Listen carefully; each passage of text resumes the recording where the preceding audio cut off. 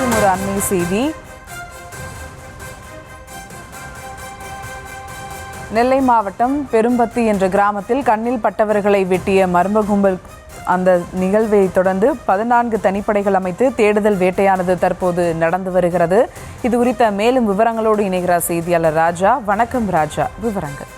வணக்கம். திருநெல்வேலி நாங்குநேரி அருகே உள்ள பெரும்பத்து கிராமத்தில் நடைபெற்ற கொலை சம்பவம் தொடர்பாக காவல்துறை தீவிர விசாரணை நடவடிக்கை மேற்கொண்டுள்ளது. ஆரம்பத்தில் 5 தனிப்படைகள் அமைக்கப்பட்ட நிலையில் தற்போது விசாரணை வேகப்படுத்தும் வகையில் தற்போது மொத்தம் 16 தனிப்படைகள் அமைக்கப்பட்டுள்ளன.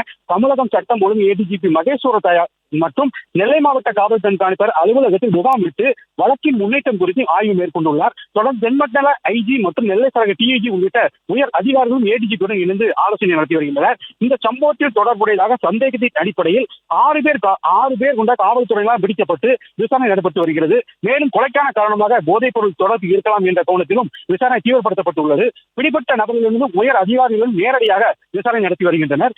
இதற்கிடையில் குற்றவாளிகளை உடனடியாக கைது செய்ய வேண்டும் மற்றும் பெரும்பத்து கிராமத்திற்கு போதிய பாதுகாப்பு வழங்க வேண்டும் என்ற கோரிக்கையுடன் பொதுமக்கள் மற்றும் நெல்லை நாங்குநேரி சாலையில் மறியல் போராட்டத்தில் தற்போது ஈடுபட்டு வருகின்றனர்.